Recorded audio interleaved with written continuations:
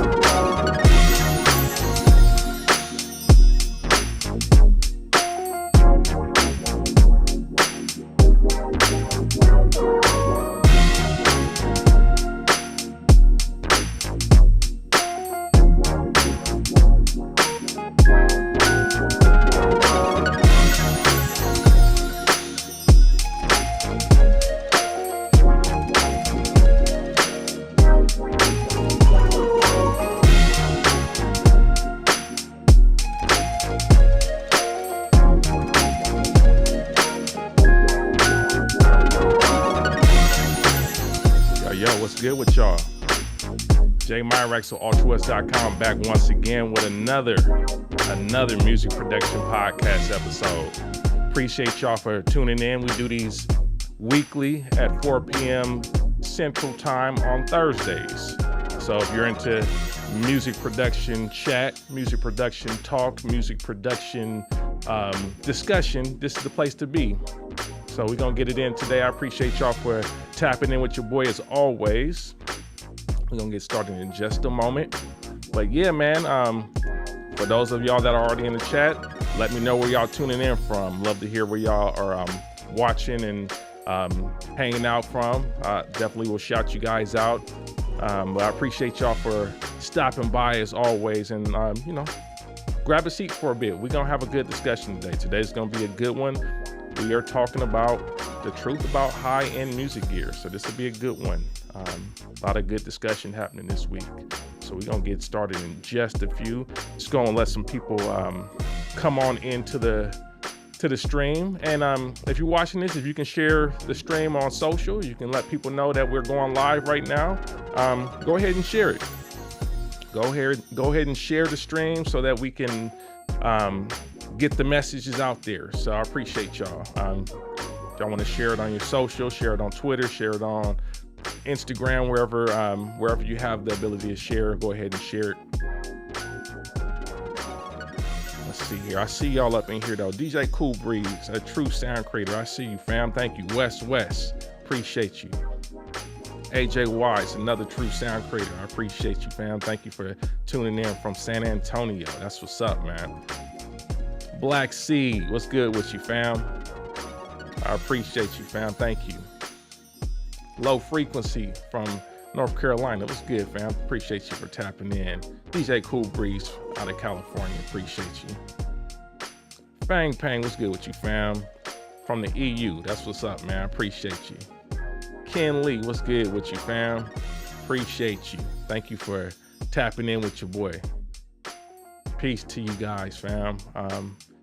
Yeah, man, I think this is gonna be a good session today. We also will be doing a couple of new things, and we'll get to that in a quick minute. But yeah, man, let's get it out there. Let's make sure we share, hit the like button on this stream so that we can get out there on the front page.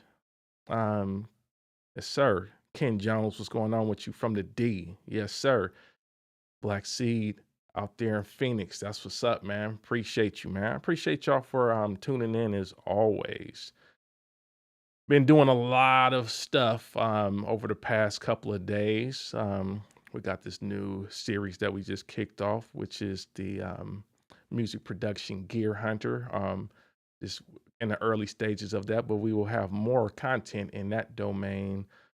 So I hope you enjoyed those first couple videos. We definitely got some more stuff planned on that on the site. So been working on that, and also working on a couple other things. Like I still got to do a review over the whole the what you call it the Franklin Audio SS6.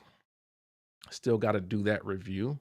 So that's coming soon. I've been working on that, getting that set up the way I want. So um, I'm enjoying that one though so far. The Franklin Audio SS6 is definitely a great addition to my setup. So looking forward to doing like the full review and kind of showing you guys how I've decided to use it. But yeah, true sound creators, my members have already gotten the opportunity to see some of the early strategies and methodologies that I have used to set this up. So um, if you're not familiar with True Sound Creators, True Sound Creator is our membership or one of our membership levels on the site here. So if you're interested in supporting the the streams and the channel here, one way you can do that is by becoming a member of our True Sound Creators and also our True Sound Creator Plus and Studio Guest Pass. These are our 3 memberships that we have for this channel. And as a member, you get access to a lot of things. This is not a fan club. I'll say this: you're not joining this to just be a fan of Altruwest. I appreciate it if that's your intention, but I intend to provide value through this. So, as a true sound creator, you get access to over 60 hours of video archives from live streams spanning over the past 7 years. So it's a lot of great information. My original series, Sound Mind Sessions, lives in there now. So if you missed the Sound Mind Sessions, you can see that there.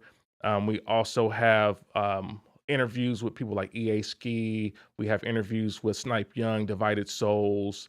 There's some gear shootouts and additional live streams that we do. There are just a ton of information in there, and it will continue to grow. We also put all of our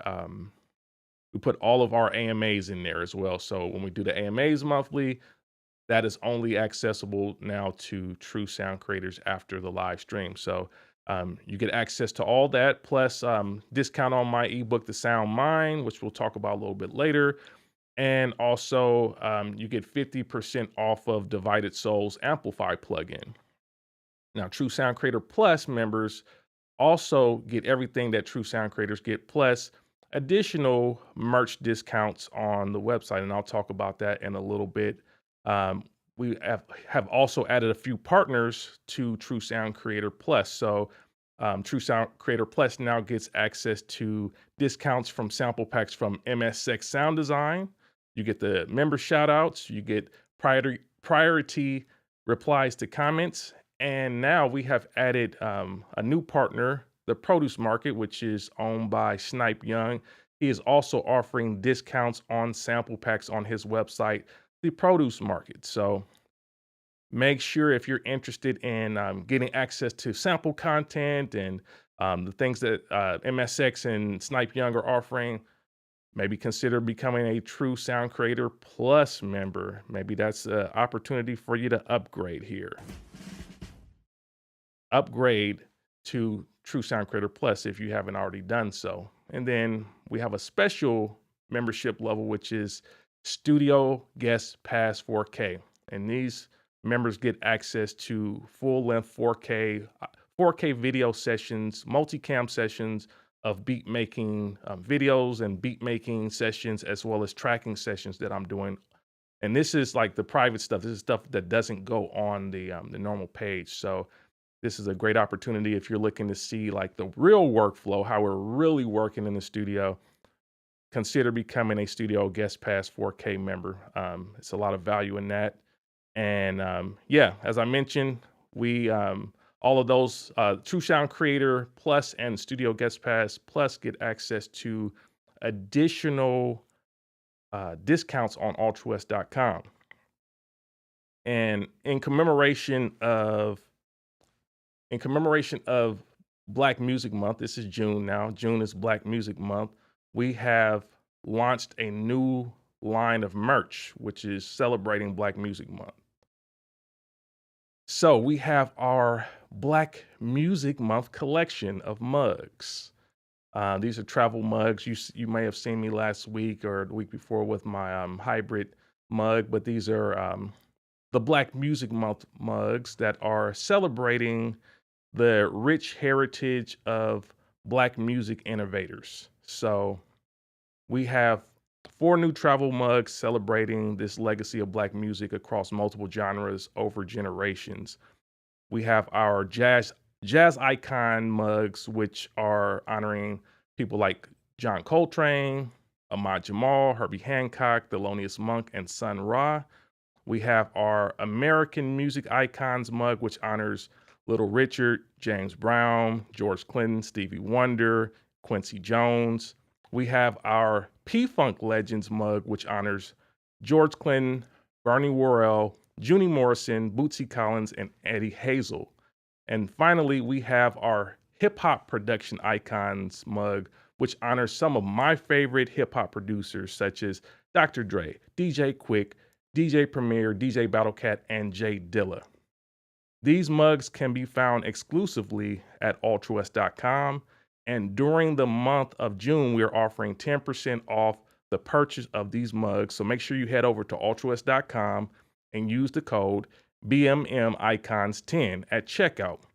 And stay tuned, we got some more drops in the works. And while you're at Altruwest.com, you can also check out my ebook, The Sound Mind, which is a book that I wrote about 9 years ago to help music producers and sound designers that are interested in leveling up as music producers and sound designers. It has over 15 years of insights and observations and protocols and things that can help you to really achieve a high level of efficiency, a high level of confidence and success in your music production journey.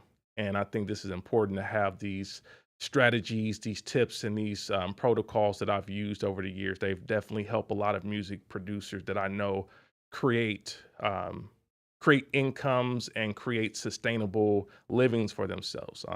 Yeah, I can name a lot of producers that have used my methodologies and have come from the school of the sound mind and have been able to really create some amazing sound libraries, amazing products over the past 5 years. So if you're interested in leveling up as a music producer, I do recommend that you check out The Sound Mind on my website, Altruwest.com.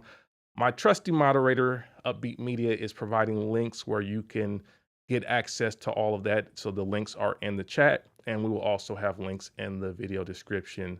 So if you're watching this on a VOD, you will be able to see and get access to all of the products and whatnot on the site. So I'm excited about this. I'm really excited about this Black Music Month drop. We've been working on this for a while. Something I wanted to do to honor these legends in music. I think, Black Music Month tends to kind of get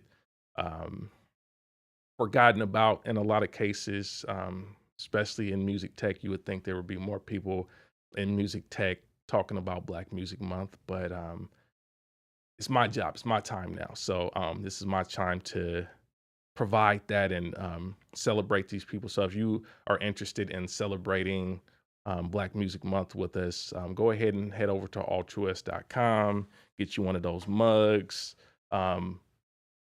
This is the hybrid mug. We got these as well, the hybrid mugs, but the Black Music Month mugs is just like this with the names that we mentioned. So go on, head over there. 89106, I appreciate you, fam. Thank you so much for the super chat, man. Thank you. I appreciate you, man. It's love. I definitely appreciate you. I'm going to acknowledge a few more people in the chat before we get started. But I'm happy to chat with y'all as always, fam. I'm really happy to be here and have these conversations with y'all. Kenera Kenner, appreciate you, fam. Thank you for tapping in. Get at Nar, another true sound creator. What's going on, West, man? He said, let's get spicy. That's hilarious. I guess I've created a bit of a reputation of having spicy takes now, apparently. DeWitt NL, what's good with you? A studio guest pass for a K member. DeWitt NL can tell you about the heat that's in the studio guest pass, and more to come on that. We're gonna be recording some more sessions in the coming days, so I'm excited to provide more. But DeWitt NL could definitely tell you. The War as Funny Farm, Northern California. What's good, fam? Appreciate you. Aaron Will, what's going on, man? Peace to you out in Florida. Joe Fire, what's good with you, fam? Appreciate you. Another true sound creator, man. Looking forward to chopping it up with you soon, fam. We'll definitely be connecting soon. Black Seed, I appreciate the super chat, man. Thank you so much, man. I appreciate you guys, man. I appreciate you guys rocking with me. I'm trying some new stuff. I'm trying to add value. I'm trying to raise the bar here in this space, and I got some ideas and some plans. So I appreciate y'all for rocking with me, and thank you so much, man. I appreciate everybody that's been continuing to support the channel. It does mean something to me, and it does give me hope for the future of music production. And yeah, man, we're gonna continue to push the boundaries here. We kind of just getting started, man. I promise you, we just getting started. We got some more stuff coming, man. Like it's I've been waiting for this time to be able to do this. So this is the time. So I'm not gonna take it for granted. So to God be all the glory for that.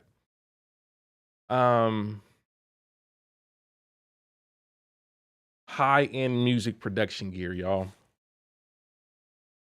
Before I like really attack this topic, what y'all think about the Gear Hunter stuff so far? What y'all think about that? Are y'all enjoying the conversation? Y'all enjoying the format for that? I got some more stuff planned, but I'd love to hear your feedback on that. Like the overall discussion that I've been seeing on those videos is very constructive. I love that conversation. But if you haven't watched it, make sure you watch some of the Gear Hunter episodes. We got more of that stuff coming up. But I would love to hear what y'all think about that so far.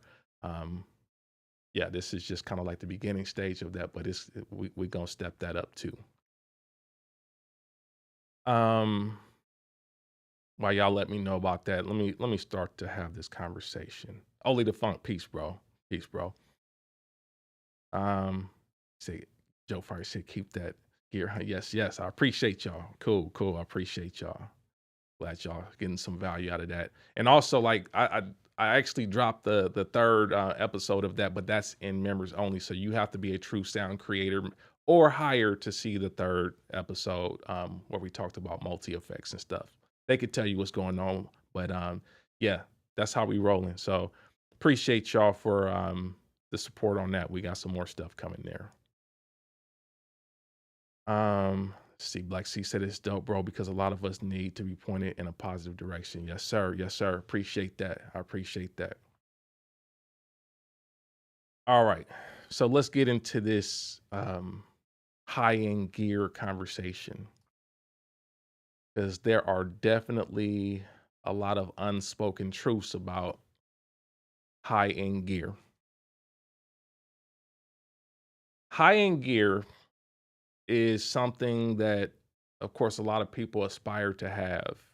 A lot of producers aspire to have, especially those of a certain age group. But I think just the experience level more so than the age group kind of provides you with that desire for more once you understand how things work and where things are coming from and how things are created. Then you start to aspire to have this high-end gear in your setup. because that's the stuff they use to do that record. That's what they use to make that sound. So you start wanting that stuff. That becomes something that you desire because you love the craft ultimately. The problem is now high-end gear can create a cascading effect in the studio. I'm going to talk about that today. High-end gear can quickly expose weaknesses in your studio, and those weaknesses can create issues for you. So when you get some high-end gear, you may also start to find that you're hearing more things or you're hearing things better. Specifically, like if you get some new monitors, you get a new converter, you get a high-end microphone, right? For some of my OGs, some of the folks that have been doing this for a while, I'm sure some of you guys, when you first upgraded to that condenser microphone, you may have had a a dynamic microphone when you first started, recording, rapping, singing, or whatever. But when you upgraded to that first higher end condenser microphone and you brought it in the studio, what happened? My folks that know can tell you what happened is they found out that that high end piece of equipment alone didn't fully correct their issue with their recording, right? Because you get that high end condenser. Some of you went and got it could be anything from a Rode NT1, NT1000, or some of your ballers go out there and get the Neumann microphone. Be like, yeah, I got to get the Neumann. Then what happened? What happened? Uh-oh. Uh-oh, I can hear the room better now. The room is terrible and my vocals actually sound worse now. My vocals don't sound too pro because my room's not good. So that high-end piece of gear can expose weaknesses in the studio, and it may force you to do other types of investments to compensate.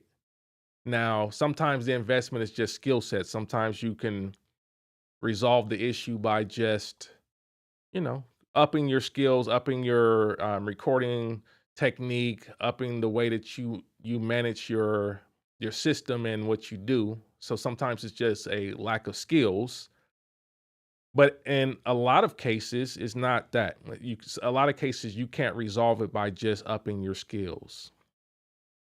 In a lot of cases, you have to resolve the issue by accepting the responsibility that you now have with this high end piece of gear and making sure that the other components that you have interacting with that are also up to par so that you can preserve the integrity of your sound. Meaning, like, if you got that high end microphone now, you got that M149 or you got the U87 or whatever you got, right? Don't put a U87 or a M149 in an untreated room. It's not gonna work. It's not gonna be any more pro. It's actually gonna be worse off than having a nice dynamic mic. You're gonna have to accept the responsibility that comes with having higher end gear if you want to actually have the integrity of your sound preserved. You don't buy this high end gear just to cheap out on the other stuff that has to work with it. Your studio is only as strong as the weakest link in the studio, really. So, the low quality equipment, like if you have a low quality monitor controller, for example, I'm just using that as an example because our last Gear Hunter was talking about monitor controllers. If you have a low quality monitor controller, that can completely undermine the other expensive gear that you have in your studio, such as your samplers and your synths and your drum machines and your monitors and your audio interface for that matter. Why would you want to cheap out on a monitor controller, which is the connection point, it's the junction of your audio interface and your speakers. So the thing that connects those two worlds together, why would you cheap out on that? For me, um, I'm no baller by any means. I have a decent setup. I've invested some money into my setup. There's still plenty of room for me to upgrade. There's plenty of room for me to do that still. But right now, I have the Pure 2 converters. That's a 2-channel mastering grade converter. And I have also the Genelec 8040Bs, which are not cheap monitors by any stretch of the imagination. It's not the highest end. We can all talk about the highest end of converters and speakers and all that stuff, and it gets out of control. Trust me. But having that combination of stuff already means that as far as what I use to connect those two worlds together needs to be of the same caliber. There is no good reason for me to put an inferior product in the middle of that chain, because then the quality of my overall signal and what I hear is only as strong as that weakest point. So if that weakest point is the monitor controller, then I'm undermining my speakers and I'm also undermining my converter. That's the reality of it. High-end gear may require more complex setups, which are harder to troubleshoot and maintain for that matter. The more gear that you purchase, the more complex your setup will become. That's a fact. That's just the reality of it. The more gear you start to add, the more complex it is, the more cables you have, the more potential schematics and things you have to remember what you have hooked up. You may have to have, more patch bays. I just talked about the Franklin SS6. You need that when you got a certain amount of keyboards, right? That's just the reality of it. The more gear that you add to your setup, the more complex your setup becomes, the more difficult it becomes to troubleshoot as well. So, all of that stuff can become very overwhelming to maintain and troubleshoot if you have limited knowledge or limited time, or both, right? If you have limited knowledge and limited time, troubleshooting all that stuff will take away from your ability to just get creative in the studio. And you don't want to be in a situation where you're spending more time troubleshooting than you are actually creating music.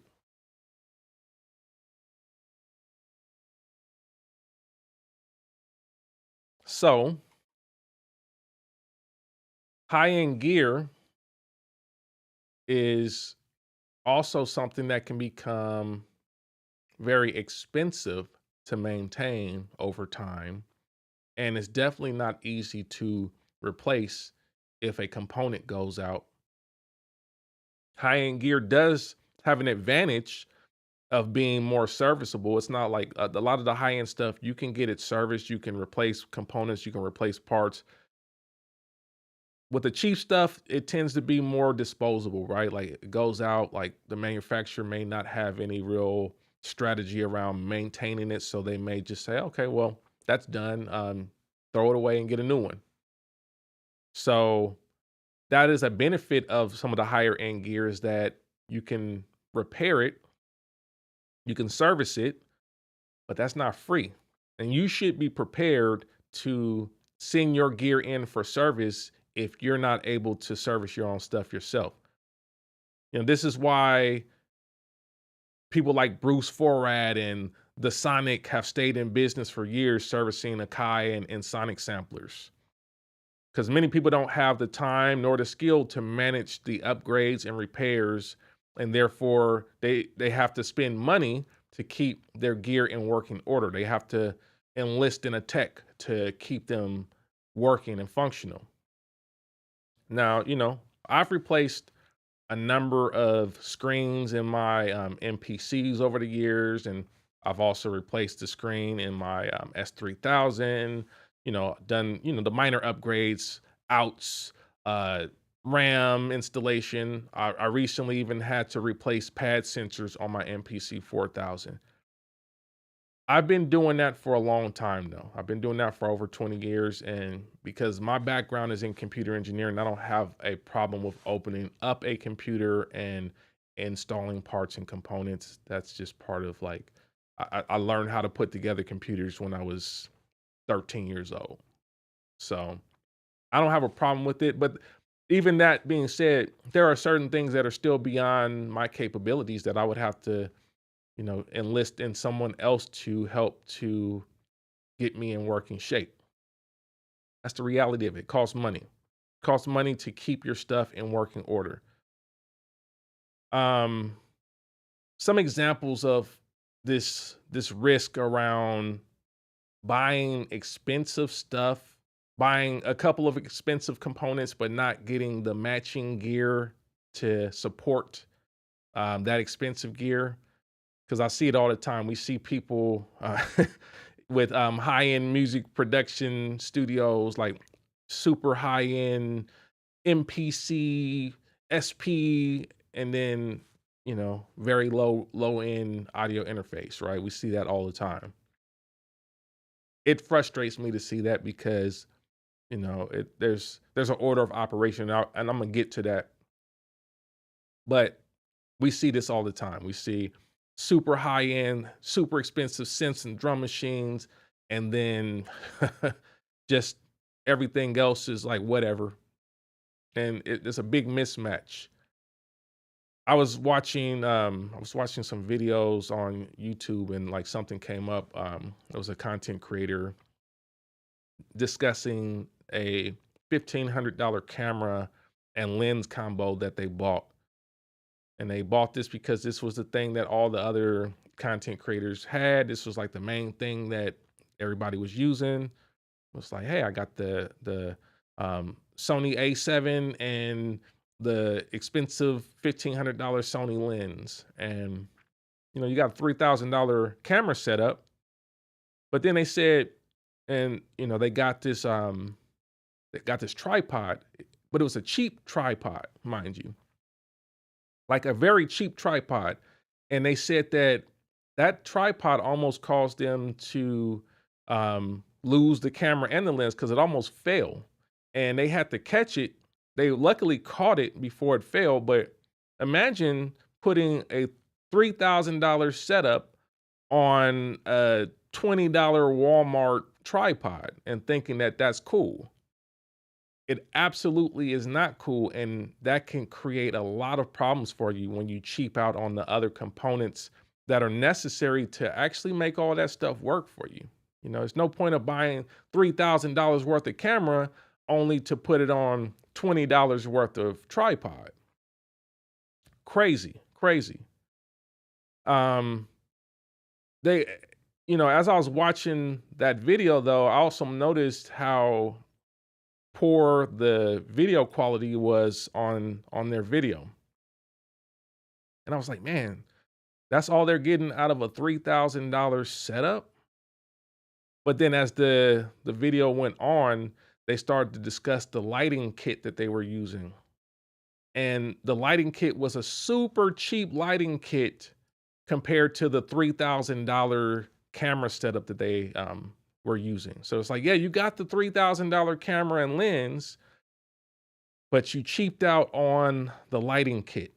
So the lighting kit was bad, and that explained a lot for me. It explained why they weren't really getting the best out of the camera and the lens, because cameras and lenses are highly dependent on quality light sources to perform. If you don't have a quality light source, you won't get your money's worth out of that $3,000 camera setup. Just not going to happen. So, without quality light, it's kind of like you've wasted your money on camera and lens. And I see the same thing happening with the music producer community, right? So cars are another great example of this. I know we got some car heads in here as well. You can experience this major issue of mismatched equipment. When you buy a luxury car, it comes with an expectation that you will maintain the integrity of that car and that you can afford what it takes to keep that car in working order. So you buy a luxury car. Luxury vehicles have much more expensive maintenance and other costs associated with them than a normal car. You can easily spend $2,000 on an oil change for a Lambo, for example.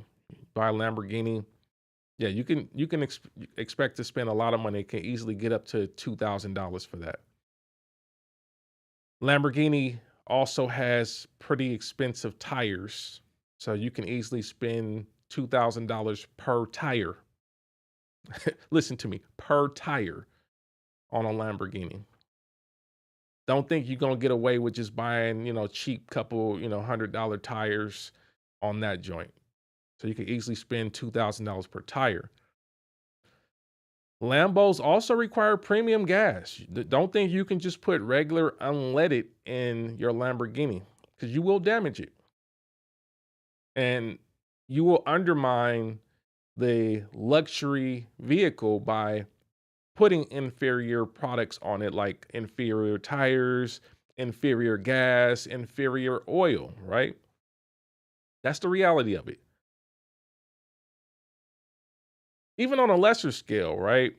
The whole even with fashion, we talk about fashion. It used to be a law, just amongst those in the in certain communities. It used to be a law that we didn't really mix the athletic brands and apparel brands too much. So you didn't see a lot of people wearing Adidas with Pro Wings or Adidas even with Nike shoes for the most part. That used to be a thing. It's not so much a thing now. We've kind of progressed past that, but it used to be an unwritten law like, oh yeah, you can't mix the Adidas with the Pumas or the Adidas with the Pro Wings, especially. You can, if you had an outfit going, right, you got a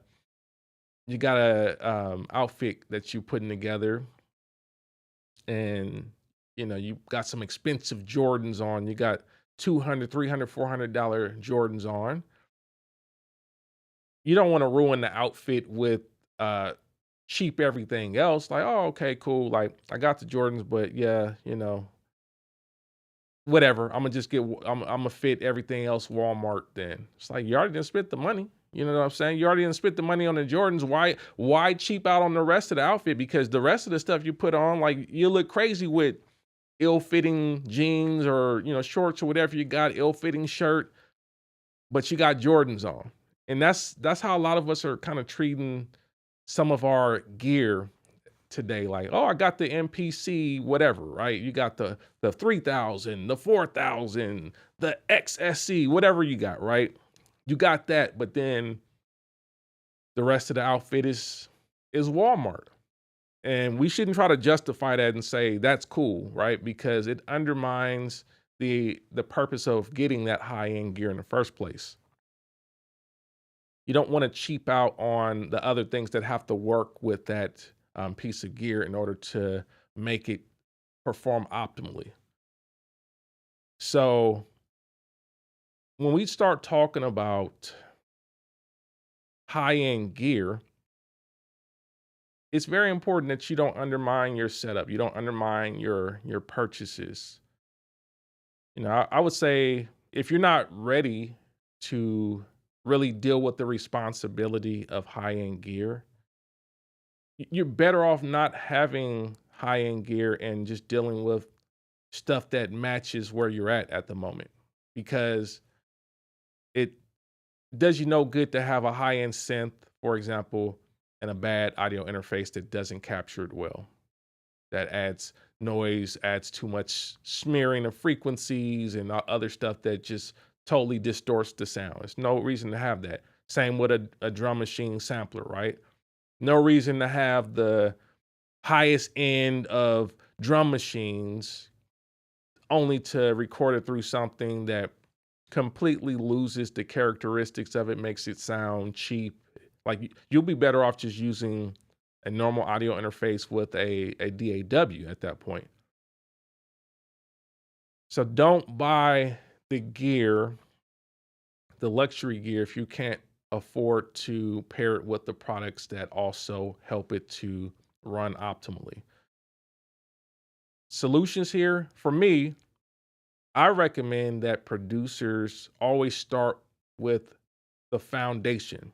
You need to have a you need to have a sound foundation before you start buying luxury gear, expensive gear, high-end gear, whatever you want to call it, right? Always start with the foundation, which is your room treated? Do you have good monitors? Do you have a quality audio interface? Those are the foundations before you start buying all the other stuff, right? Before you start buying expensive outboard gear, expensive synths, expensive microphones, expensive blah, blah, blah. Because I know it makes us feel good to have that stuff, but if the fundamentals are not intact, you're going to undermine that stuff because you're not going to be able to hear it right, or it's just going to expose other issues in the studio that you won't be able to work with. So always start with the fundamentals, make sure those are intact because high-end gear is a responsibility and you should only entertain that responsibility only after you have built a solid foundation and you have the essentials, like the essentials being a proper understanding of music making and a proper understanding of engineering. You need to understand some aspect of engineering. You need to understand signal flow. You need to understand acoustics to a degree. You need to understand some aspect of microphone placement. You need to understand, different frequencies and whatnot. Like you need to have done some type of ear training so that you understand what you're doing when you get this higher end equipment. You can't just like get that high end equipment and think it's going to solve your problems or automatically make you more official or more, whatever, right? Yes. You don't want to get high end equipment before you really get the foundation together. Intermediary products, like a monitor controller, for example, should be purchased with a high degree of caution. I'm gonna tell you that now. Um, in my case, it would not be smart to place a cheap monitor controller in between my converter and my monitors here. I've paid too much money to undermine that with something that is cheap. So when I was talking about upgrading, when I talked about upgrading, it's for real. It needs to be something that matches the level that I am at with the converters and the monitors. Otherwise, as Black C just said, yeah, you hustling backwards. You're hustling backwards for sure. I don't want to hustle backwards in my setup, and I don't recommend that you guys hustle backwards either. You can leverage music equipment rentals and studio rentals to get access to high-end gear. And I highly recommend that a lot of you guys don't sleep on that. And some of you guys may be in areas where gear rental is a bit more popular. There might be a lot more shops where you can rent the high-end gear, play with it, but not have the responsibility of having to maintain it or spend, the $3, $4, $5,000 that a piece of high-end gear could cost you. Rentals could be a great way to get the experience and also use it for your project. Another thing you can do is go to a studio, right? Like go to a studio that has the high-end equipment. Make sure that you get an engineer on the session. So do a session, have an engineer as part of the studio time.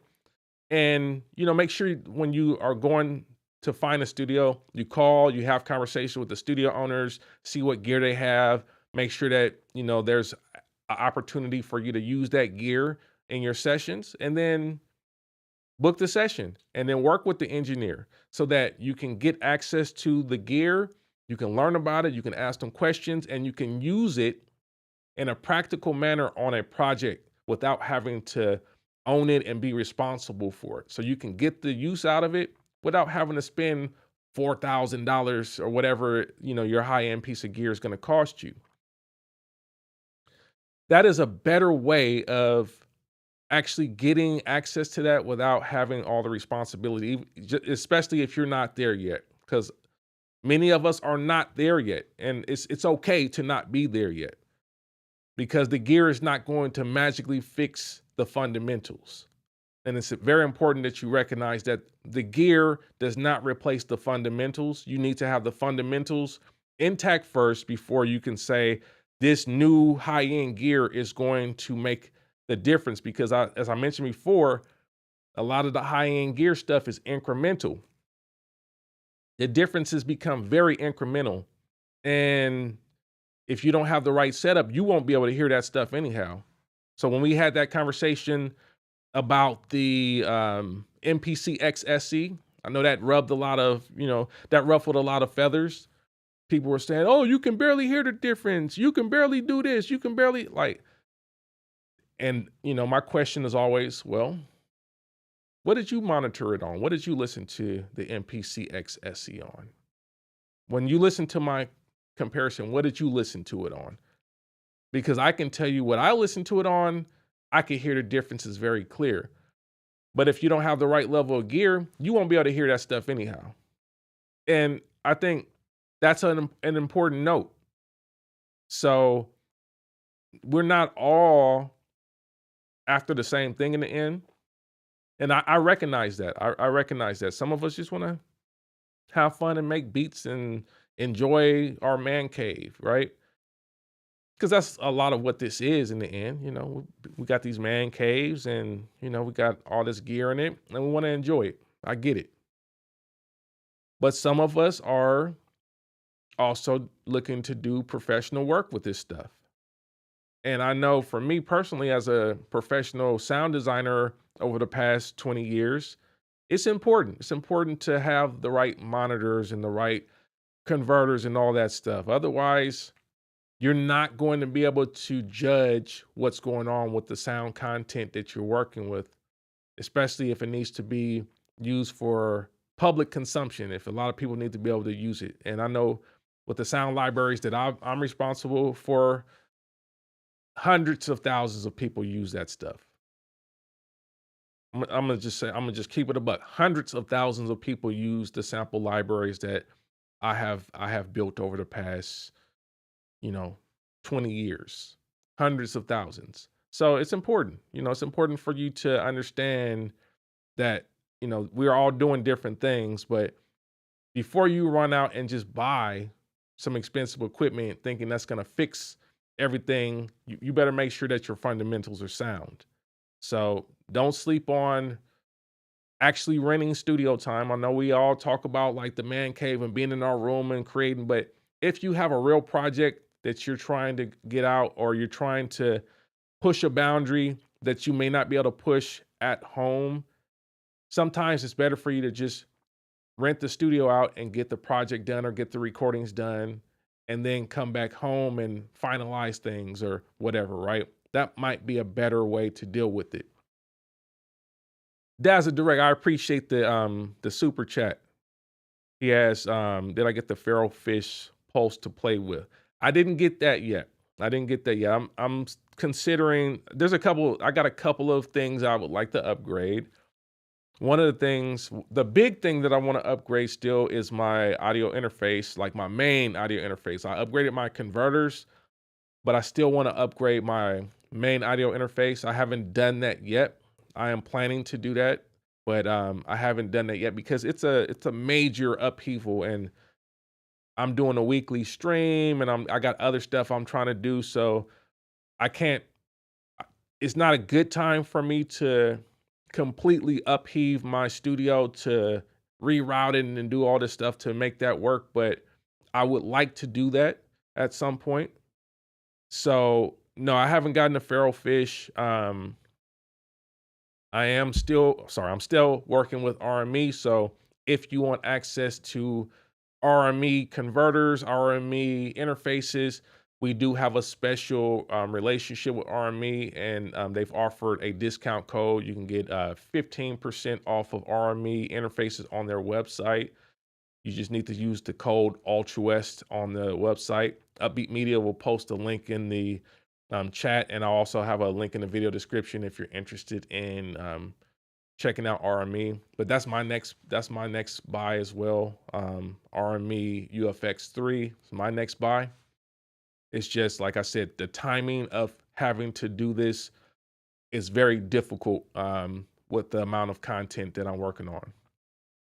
But that's the next one. So yeah, Upbeat Media will post a link where you can go check out RME converters or interfaces and whatnot, and use the coupon code Altruwest to get access to that. It supports the channel, of course, so I greatly appreciate it. And shout out to those that have already used the coupon code and whatnot. It's legit. It's legit. I'm sure some folks in the chat can tell you that have used it, and yeah, I appreciate y'all. But we are. I have reached the end of my soliloquy. I'd love to hear back from y'all. I'd love to hear back from y'all to kind of understand what your thoughts are on this topic of high end gear. Do you think it's important that you have matching gear and all that, or is it cool for you to just buy whatever, right? Like, I'd love to hear back from you. You can let me know in the chat what your thoughts are on this high end gear conversation. I'm definitely going to respond to chat, but we also are on Fanbase. We're back on Fanbase over here. So Upbeat Media will provide a link for you to be able to come up on stage on Fanbase, where you can join the conversation in audio form.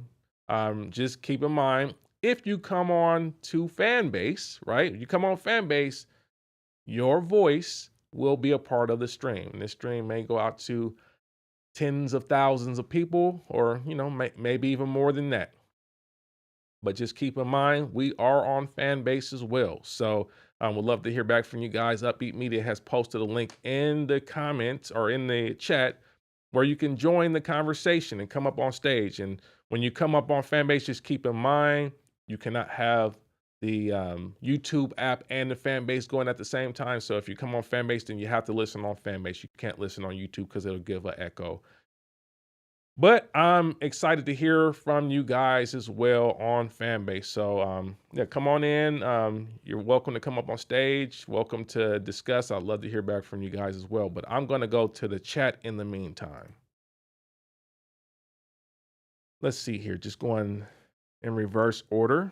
Let me get some of this tea first of all.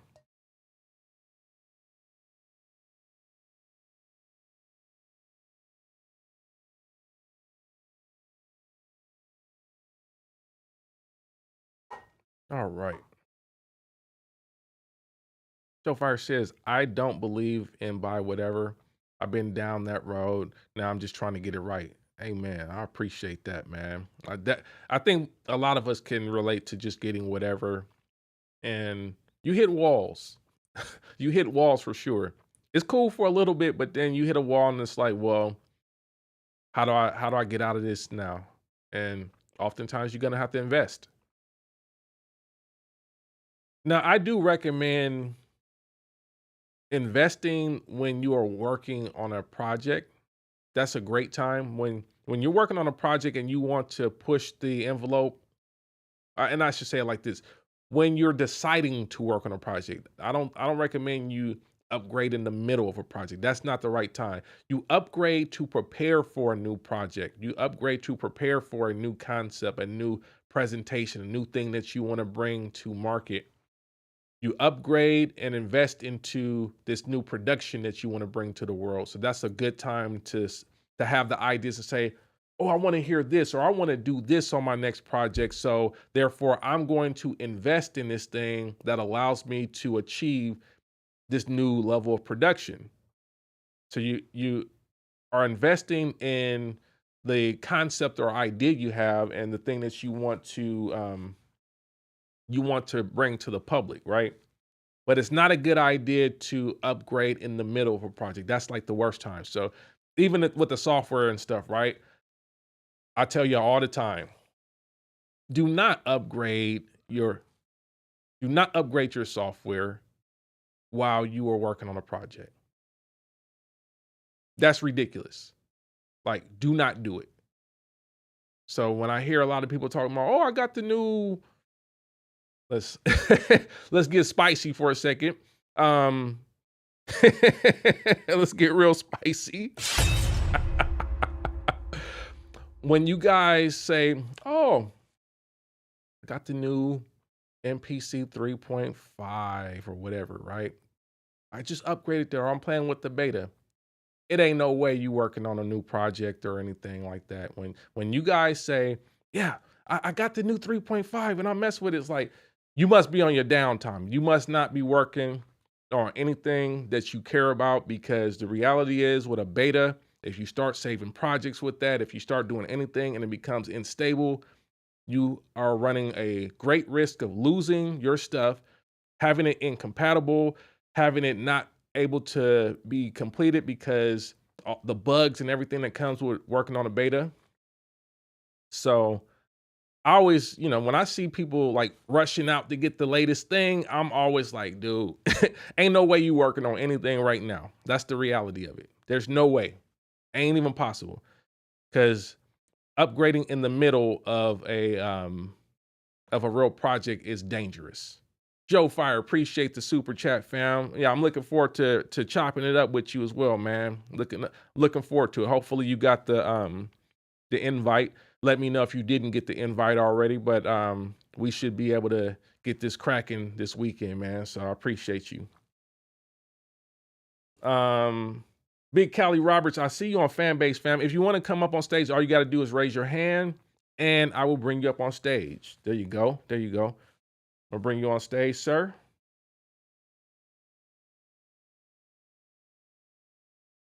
What's going on? Yeah, what's up, my brother? What's going on? I'm good, man. How are you? I'm good, brother. Good. Yes, sir. Yes, Yes, sir. sir. Just I'm gonna have, three quick questions, man. Cool. Three quick questions. Um uh, I'm gonna be honest. I'm guilty of it as well. I would say I do have a Moog One, and recording that into a Focusrite. I know that's probably not the Okay. not the ideal setup, Yeah. but that's just me, Yeah. and my hobby is mine. But okay, whatever. Mhm. Cool. Like one thing I wanted to ask, if you just had a minimal setup Mhm. that's for sound design, what would you consider if for a minimal setup for sound design? I'm not talking about, even though yes you may make beats, but for sound design, what would you consider that to be? Good question. Good question. And I appreciate the transparency on that, man. I know the Moog One is it's a bad boy, but yeah. Oh yeah, Yeah. definitely. Minimal sound design setup. I would do something like uh, you know, uh a Apogee duet, or Hmm. a RME Babyface, something that has Okay. just a couple channels out the box. You can use headphones. You can connect it to some high quality monitors. So I would do like a simple 2 channel setup. And then monitors. I'm still going. I gotta have my Genelex still, right? Okay. I'm gonna still do that because I know the sound and I know that all the frequencies are represented well on the Genelex. So I'm going for that still. And then outside of that, I mean, you got your interface, you got your monitors.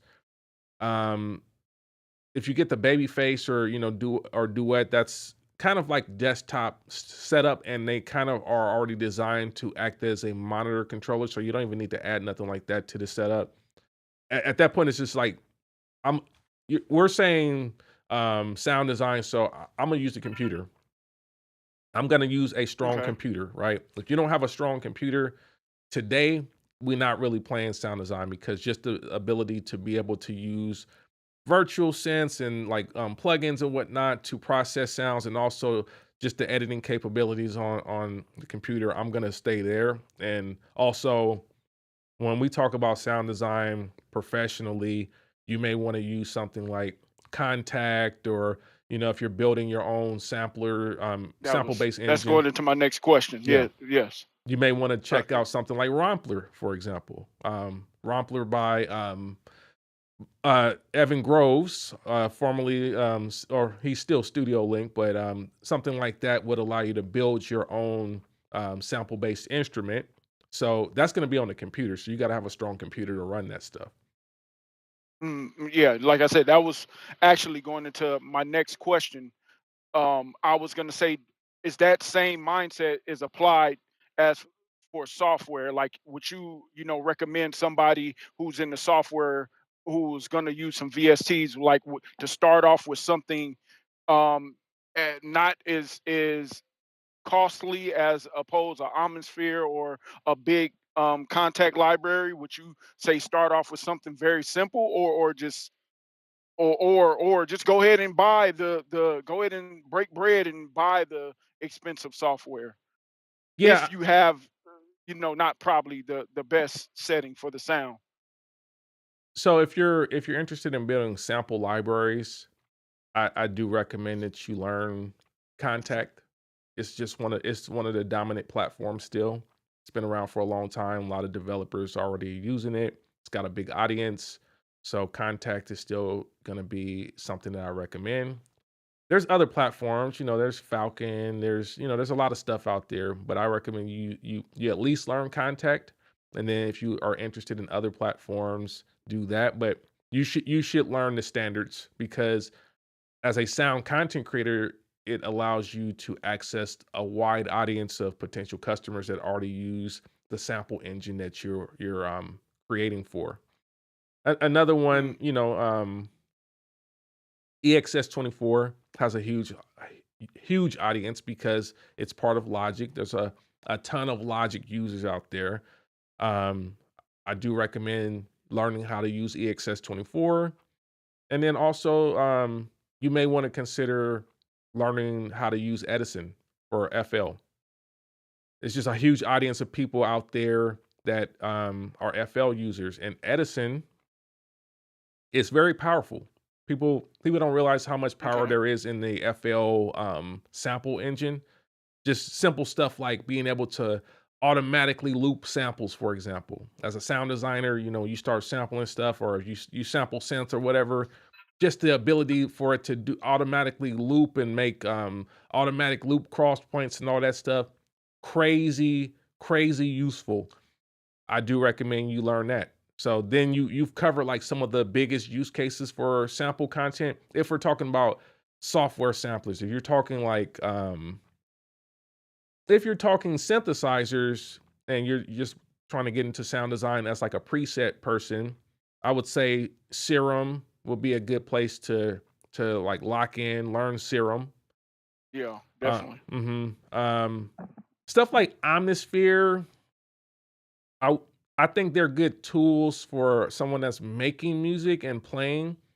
I don't necessarily believe it's the best platform to like learn sound design on because Okay. that's kind of a proprietary platform in a way. They do have like expansions or whatnot, but the meat or the heart of Omnisphere still for me is being like more of a rompler, like a ROM based player. That's where Eric started. He started at Roland, so he was, you Yeah, know, a, that's right. a JV, JD guy, right? So he did all the sounds for that, or a lot of the sounds for that. He wasn't the only sound designer working on that, but he was one of the key sound designers there. So that's his background. That's what he focused on. So when he brought, Omnisphere and the stuff that came before that, it was based on some of those same sensibilities. So I wouldn't call it like a true synthesizer. It's more of a sample based player that has synthesis engine in it. So you can learn it and create presets Mm, for it, but I wouldn't start there. I would start with something that's okay. more of a pure synthesizer. Okay. And I know I said I had one more question. I got actually two simple It's all questions. So good. it's very quick. Um, one is do you think people just naturally gravitate to drums more? Like hypothetically, if I was going to sell a sample pack, should I start with drums or should I start with melodies? Even though I know my probably for me personally, it's always going to be the melody side. But I'm gonna be honest, I'm guilty of buying other people's drum sets, here and there, just to say, hey man, I bought this drum set. Let me check it out just to see what's in here. If there's something.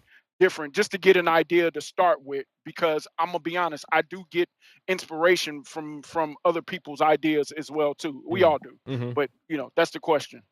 Yeah, no, that's a good question. I would say ultimately that decision really depends on your audience.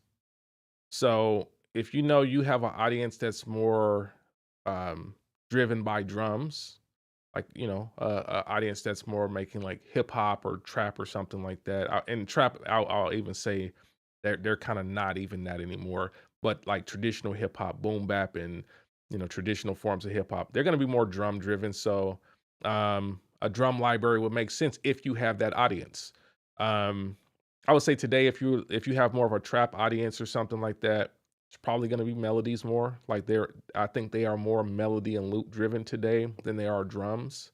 Um, they still need drums, but I think because of how that stuff is normally produced now, a lot of it is like create a melody, create a music bed, add drums, 808 to it. So if you're doing trap, that would be like more of a melody driven thing because they don't use a lot of like different drums anyhow in trap and drill and whatnot for the most part. It tends to be a lot of the same or similar style of drums. So they don't need such a wide variety in that domain, but melodies, they need melodies all day. So I would focus on melodic stuff. If you have more Okay. traditional keyboard, musician audience, like, if you're talking to more like church players or MDs or whatnot, I would definitely do like Yeah. keyboard libraries, all day, just like Okay. make keyboard libraries for them because that's what they need. That's what they're looking for. So it all depends on your audience. Okay, that's right. And the last question, man. Yes, sir. I know your book. You said your book is about 9 years old. Hmm. Do you think? Are you plan in any time in the future to like revise that or have an updated version? We will be updating that soon, sir. Okay. All right. There we go, brother. And I Yes, appreciate sir. it, bro. Yeah, that's it. Thank you, sir. All right. Appreciate you, man. Thank you so much. All right. Appreciate the questions there. That was some good questions, man. I'm gonna move you back up down to the audience or upbeat me if you can do that. But yeah, that's the type of questions I love. I love people really trying to like figure it out for real and like look at what's really necessary to win out here. So don't those are some good questions, man. I don't think that might go over some of you guys' head, but I think that session alone, I believe if he uses that's going to help so much. Um, and I want you to report back. I want you to report back, Khalil Robertson, let me know because I think if you use that structure and those strategies alone, you're gonna see some results.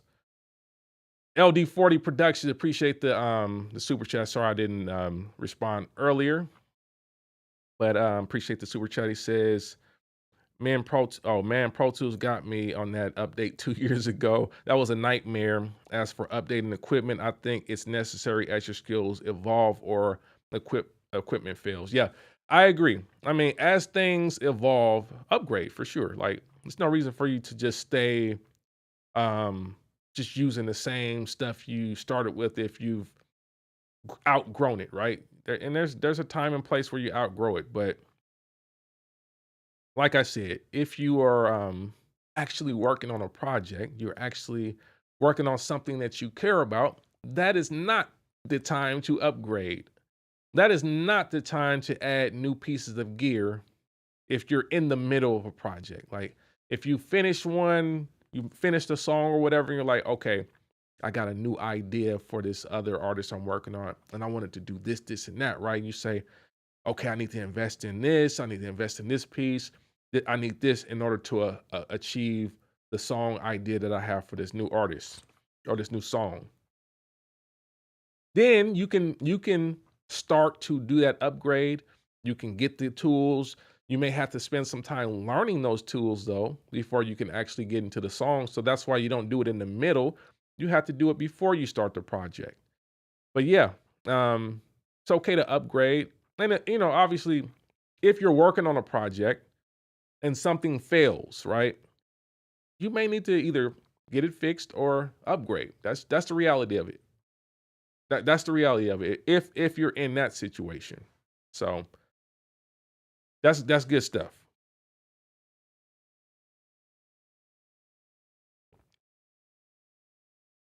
Let's see here. That's a direct says, one reason I love Steinberg, no betas are run the window, and we see Cubase, our beta never run bleeding edge. They got their stuff together. They're running a different kind of operation there, so they're not so reliant on everybody else kind of fixing their flaws. So salute to Steinberg on that. Dope Beat Dan says, guilty as well, especially purchasing older gear you always wanted as a youngster, but you know darn well it doesn't make sense in this day and age. um, as I discussed in the Gear Hunter rack sampler video, I purchased a W30 a couple years ago. Always had heard about it and was very interested in it. And yeah, obviously I talked about Eric Sermon being like a good influence. He's a person that I know that did a lot of great records that I love on that particular keyboard. Keyboard's right there. Um, but in retrospect, I probably shouldn't have bought it. I'm just keeping a buck with you. I probably shouldn't have bought that one. I got it for a decent deal. It was like $300. It didn't feel like it's anything crazy here. But yeah, I probably shouldn't have bought it. There were other options I could have like bought to get access to that sound. Manye Smith, appreciate the super chat, fam. Thank you so much, man. He says, hey, Altruwest, I plan on getting the Tascam 2600 after I get my Studio Electronics SC3X. I'm aiming for a DAWless setup. Do you think the Tascam 2600 will be a good setup for my MPC1 Plus SE3X? Well, that's a good question. And you're sure you want to be DAWless? That's the first real question. Are you 100% sure that you want to be DAWless? Because there's so many benefits in being a hybrid producer. There's so many benefits. I do recommend that you are very careful with the DAWless setup because I think it may be something that you aspire to have just for an emotional thing. But ultimately, the best of both worlds, I believe, is always the best way. A hybrid setup is always better, in my opinion, than a DAWless setup. A Tascam 2600. So I'm assuming you mean like the old school joint, right? 8-bus console. It kind of reminds me of the old Mackie D8B, like the digital 8-bus. A lot of studios, a lot of producers used to have that Mackie D8B back in the day. It's kind of like similar situation. That can work. I mean, I don't know. You don't mention, you say DAWless, so you're not mentioning what you plan on actually recording on. Are you going to record to console? You're going to record to some type of tape machine? What are you recording to? I think that's very important. I think this 2600 has like recording, has the ability to record, right? So are you recording to that, or are you going to record to some external 2-track? Ultimately, I think that DAWless can have its charm momentarily. And I'm not going to tell you how you need to run like your creative thing. Like if DAWless is where you want to be and you want to put out like music that you've kind of just created on the fly without having the ability to like really get into details of like mixing and whatnot, then sure, you can use anything, right? You can use a 4 track and do that. You can use whatever you want to creatively if that aligns with what your vision is for your project. But like I said, personally, I just try to recommend that producers get more of a hybrid setup so that you have the flexibility to leverage the computer to store your music, um, to be able to edit your music, to be able to send it to different places to refine the music. If refining of your music is something that you consider as a part of what you want to do, that ain't for everybody, and I get that. But I couldn't in good conscience just say, yeah, just get to 2600 without really understanding what your creative vision is for your music. Because you may be one that's just like, hey, I just want to do this like kind of live free form thing where it's just like I record my thoughts and ideas in one session and I never go back and mess with that again. That's like a one-off thing that I'm just going to record live in the moment. If that is your art and that's your vision, yeah, something like that could potentially work. But yeah, that's I wouldn't recommend it unless that's really what the creative vision is for what you're doing musically. Because for me, it wouldn't be enough. I would still want to be able to record on the computer, and I still want to be able to multi-track and be able to refine and edit and replace things if I need to like increase the quality of it or increase the musicianship of it. If I want to re-record something, like I'll record, I'll re-record bass lines on my beats. Like I might have a scratch idea that I did while I was on the MPC to get the idea, to get the tonal references, but then I may, once it's in the DAW, I might record, way more, or record more live takes. So then I can have more of a feel where I have like additional movement throughout the song. So um that's how I work, but you may not want to work like that. You may want to just do one take, and that's okay too. It's your art. Get at Nard. I see you in the chat, fam. I'm gonna bring you up on stage.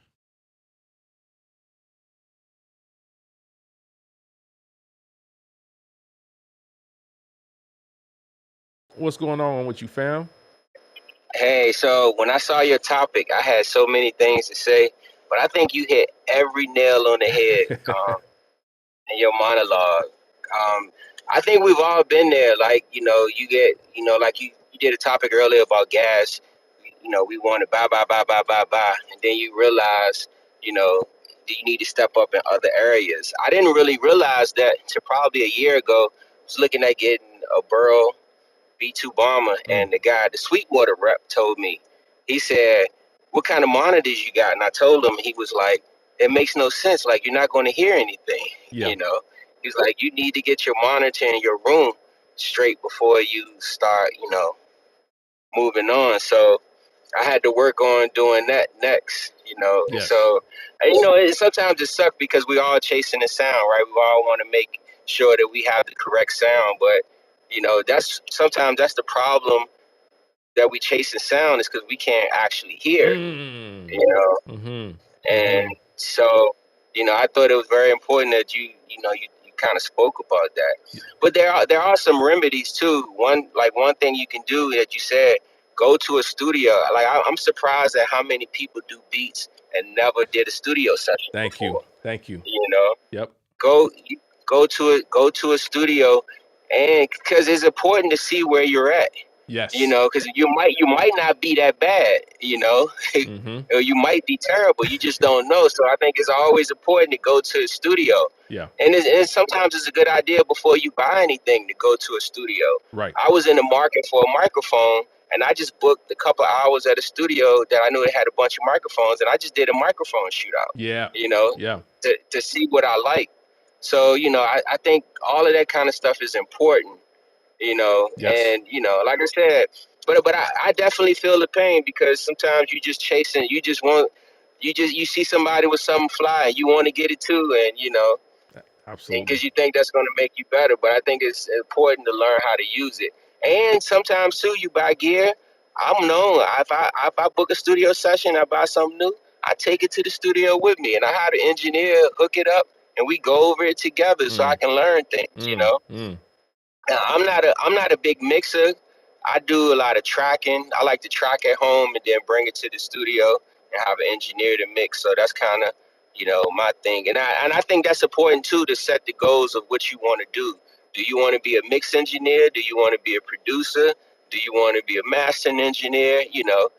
I think that's important to decide what you want to do Yep. and focus in on that, because it's hard to do everything. Yes. I think we look at somebody like you, we look at somebody like EA Ski, but you have to realize you guys been doing this for 30 plus years. Like, you guys have a way, skill advantage over some people that just started, maybe a couple years ago, or, so And not I only just think, that, man, not only that, but we got help too. I'll tell you that. yeah, yeah, We got help. Like, you may not see the help, but I know, EA Ski got help. I got help, like, we got help. So it's not just like, it may look like I can do everything, but I definitely got help here. So, and then I got, I have a network of people I can talk to about certain things if I'm like unsure about it. Like, hey, I can call EA Ski and be like, yo, bro, I'm thinking about this, and vice versa, and we can kind of share that information as well. So you got to have like a mastermind as well. But like everything you said was spot on. Like, go to the studio, work with the engineer. Like, that's your mastermind. That's where you're getting your access to like someone that knows more about the things you're interested in and can help you to get the best out of the gear that you're using. So that's smart, super smart. yeah, yeah. So, but yeah, that's all I wanted to say. Like I said, I was planning on saying so much, but you did it all. So, good stuff as always, man. Appreciate you, man. Thank you so much, man. Appreciate you as All right, always, fam. thank you. All right. All right. Peace. All right. Love that. Nah, that's a smart man right there. That's everything he said was spot on. Um, you gotta play into your strengths as well. You gotta play into your strengths and understand where you have limitations and actually get help. That's the reality of it. Actually get help. I'm here. I'm as a resource. I can help with certain things. If you need a little bit more information about how to plan out your setup or how to optimize your setup, you can reach out to me. Now, I don't know everything. I'm going to tell you off top. I don't know everything. I do know a lot of things though. So I can help you out with your gear, your studio, whatnot. If you're interested in booking a session with me, Upbeat Media will provide a link in the chat where you can reach out to me and book a session with me. I'm happy to, FaceTime, Google Meet, whatever we got to do, and we'll go through it, and we'll get you set up. And I've worked with a lot of producers over the years, a lot of professional producers. Like some of the top producers in the game have worked with me. Troubleshooting stuff over the phone, like people like of course, I mentioned EA Ski, but also Jimmy Jam, DJ Newmark, Rhythm D, DJ Battle Cat. A lot of people have worked with me, and I've helped them out over the years. So I do know what I know, and I know it well. So if you're interested in booking a session with me, and you need some time, some additional like one-on-one time, because it's one thing to ask a question on a YouTube post, and I try to I'm pretty decent at typing and answering people's stuff, but if you really need that one-on-one, man, hit the link in the chat or hit the link in the video description and reach out. Manye Smith, appreciate the super chat. He says, thanks for your input. My goal is to make G-Funk instrumentals like Dang Funk, and I'm not big on using computers. Dang Funk. OG Dang Funk. Shout out to Dang Funk, man. Yeah, Dang Funk used to be way less computer centric. He is now hybrid. When I first worked with him, he was way more like actually when I first started working with him, he was just getting into Pro Tools. He just started to set up his Pro Tools setup. because before that he would just kind of record to tape. So he would do a lot of stuff live basically and just record, make a drum pattern, have the couple keyboards and play that stuff, and he would rock out live a lot. But even he's not DAWless. He's definitely like using Pro Tools now. The early tapes, obviously, to each his own and stuff like that. That was more like a, live recorded to tape thing, and they mastered it from the tapes that he had and whatnot. But I think as the vision for what you're doing expands, that computer aspect is going to be helpful, just to be able to just even multi-track yourself, like just one track at a time. You would just record yourself. Oh, okay, I'm gonna record the keyboard part all the way through. I'm gonna record the bass part all the way through. That sort of thing. It doesn't have to be complex. I think in some cases, you are going to be better off having a high quality 2-channel interface because of the simplicity of the workflow, right? Because if you have a high quality 2-channel interface, you can run, you could just hook up to your inputs and then, record each part, into the sequencer, into the DAW or whatever, to your computer, and never have to worry about what input is that on? What input was that synth on? Oh shoot, like I gotta look at my patch bay. You don't have to do all of that. And if you had a 2-channel interface and something like the Franklin SS6 MK2, the Franklin Audio SS6 MK2 is a switcher basically, and you can hook up the outputs of that switcher to a 2-channel interface and then have all your keyboards hooked up to the switcher. So then you just flip the switch and then it's like, okay, I'm on keyboard number 1. I'm recording that into my interface, and then flip the switch again, keyboard number 2. I might have another synth. You can have that sort of setup where it's very simple and you just hit a switch and you're recording each synth into a DAW. You can have a very simple setup. It doesn't have to be this crazy setup where you have 24, 32 tracks all running at the same time. Everybody don't need that. But yeah, Dame Funk is not DAWless. He's not DAWless. He hasn't been DAWless for quite some time, actually. So I would recommend you don't even have to get like a full-fledged DAW for that style, really. I do recommend you learn a full-fledged DAW, but you don't have to get a full-fledged DAW. You can get one that just records, 2 tracks at a time, right? And you can build, especially for that style of music. You can play that. So what is the switcher I'm talking about? I see your question there. I'm gonna get to that in a second, but I got a video series I'm about to do on that, but you can check. It's called the Franklin Audio SS6. I've already done like an unboxing video on this channel about that, but I plan on doing a workflow video. That'll be my video for that one. It'll be more of a workflow video. But if you want to know about it right now, I do recommend you become a member. My members, my true sound creators like Code Heat Studio, appreciate the super chat. Like Manye Smith, they've already seen it. They already know what time it is. They've seen it and they kind of already understand how I'm using it and the power of it. So the Franklin Audio SS6, I do recommend. Appreciate the super chat, Code Heat. Really appreciate that. Let's see here. LD40 LLC says, what do you think about the Focusrite Claret series interfaces? They are, middle of the road interfaces. They will get the job done for a lot of things. Don't get confused by the conversation I'm having about the high end stuff. Because a mid-range audio interface can be fine, especially if you're working in the box. That could be okay to start. But as you start to get higher end equipment, higher end monitors, higher end synthesizers and whatnot, you'll want something that represents the sound more transparent. You'll want something that has a bit more feature set so that you can route and do all the things you want to do in the studio. And you'll know when it's time to upgrade because you're gonna hit a wall.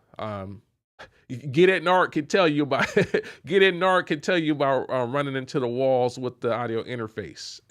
Ask him. I could tell you too, but he could tell you in the chat for sure.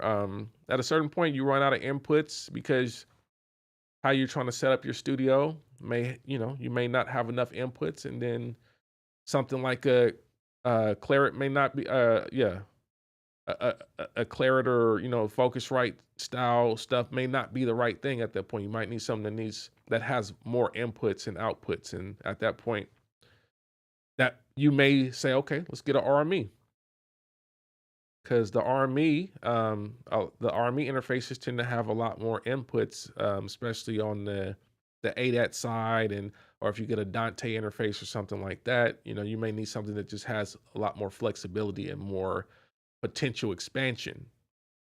But to start off, if you, especially like I said, if you're in the box, you're not running a whole bunch of hardware anyhow, especially not high-end hardware, like it's okay. It's okay.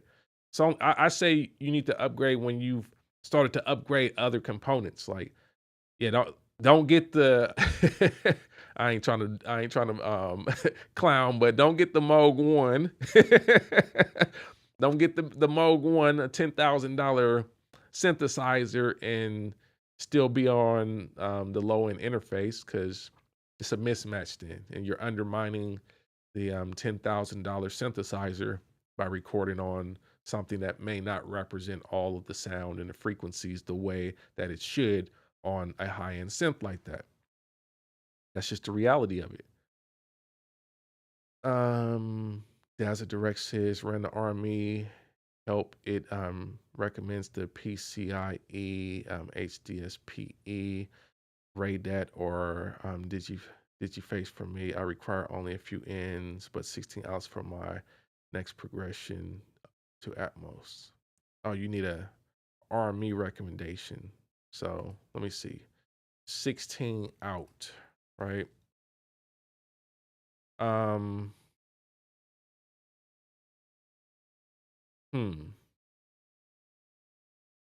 16 out. Where would that put you? Let me see what I can come up with here. So yeah, 16 out would mean that you couldn't do Babyface then, because that's only going to give you 8 out. So you'd have to go a step up. RADAT. So you for sure need PCI or PCIe. Do you for sure need that? Because yeah, I mean, RADAT could work. The RADAT could definitely work. Let me see if I can share screen here. RADAT could work. Let me go in the studio real quick. Let's see here. Boom. And then we'll let's take this one here. Boom. Okay.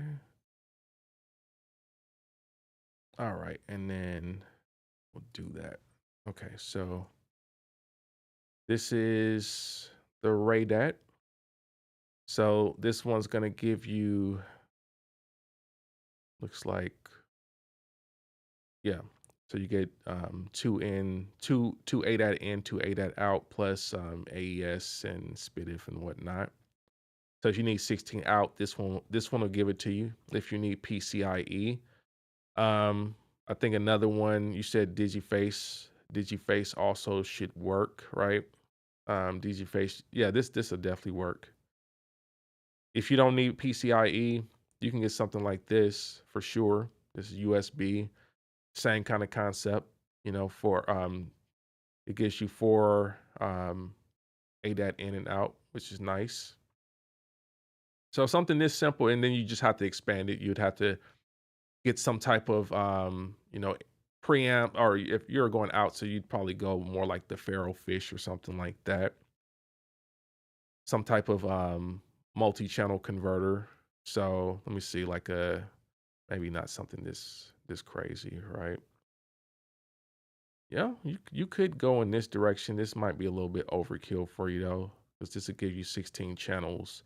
But this can be the whole thing for you. You could just get something like this and have the uh what is it, the DB25s connected, because it already has like analog in and out here. So that could work, and this has Dante compatibility. So you know, if you wanted something that was a little bit more complete, this one just needs the cables basically for the outs and the ins, right? So you hook up a DB25 to both the in and out here, and you're pretty much set. So that could work too. But you know, I think the Radad or the DigiFace USBs can work. And then if you want, yeah, you may not need to have like full Fireface. Fireface is nice. Don't get me wrong. This doesn't have enough outs for you though. Well, no, that's not true. This one has already standard no, you said 16. So this one doesn't have 16. So yeah, Radad will probably be a good option for you. Either HDSP Radad or DigiFace USB. That could work fine. I think those are reasonable options for you. Let's see here. Dope Beat Dan says, case in point, for me, my mixer and my profile pick, perhaps that SS6 would have been a better investment, but man, finding older gear in new condition and original box, that's like my kryptonite. That's your kryptonite, huh? Yeah, I feel you. Yeah, we saw some dope stuff on that Gear Hunter episode. There was definitely some dope stuff there. So I understand. Gotta have some. You gotta have some restraint though. Otherwise, this this can really just loot you for all your money in the end if you don't have some restraint. Trust me.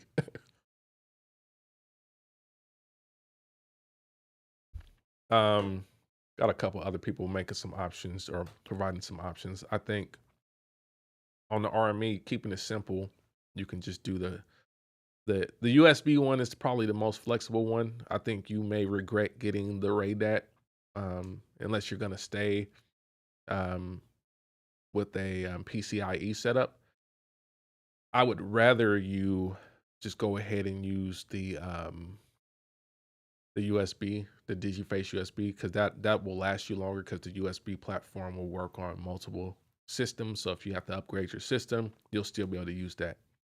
To answer your question, Dazza, it's only on the USA site. The deal is with the USA site. So, yeah, the code will only work with the USA site.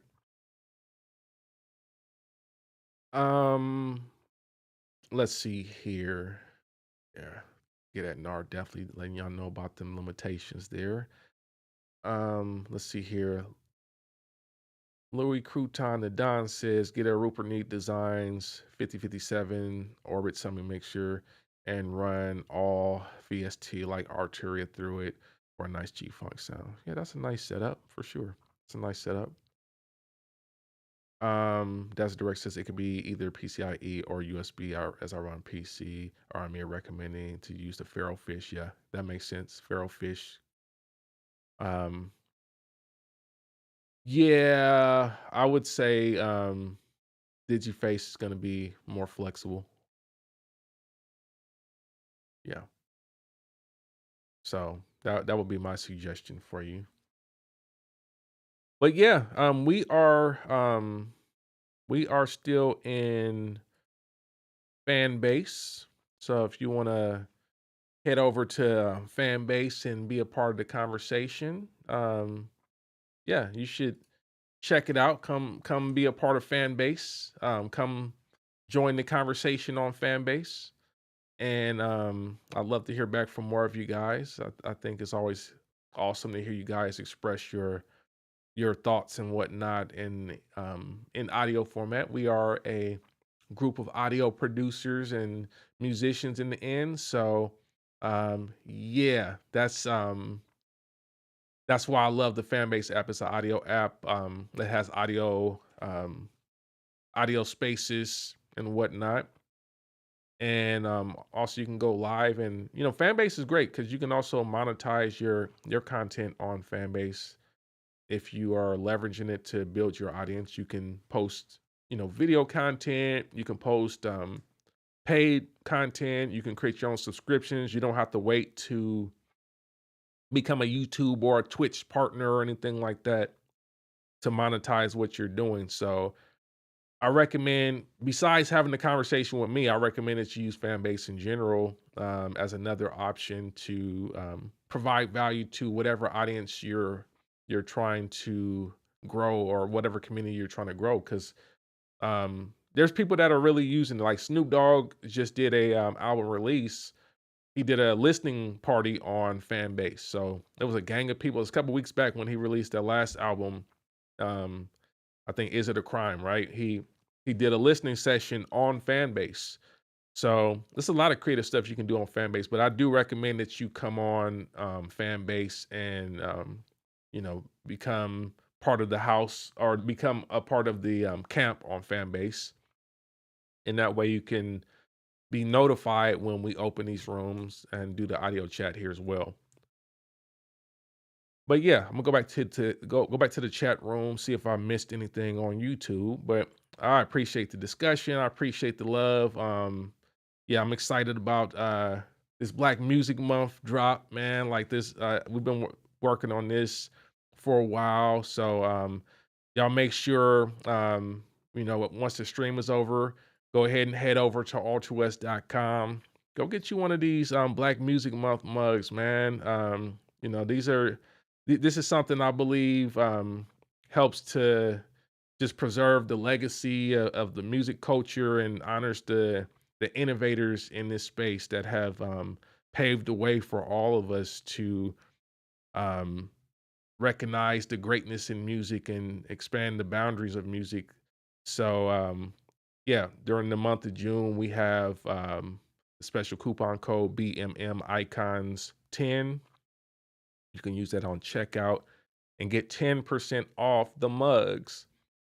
I think they are dope, and definitely will stand out, be unique, something that people will ask you about, like, who is that? Especially if you get some of these. Um, yeah.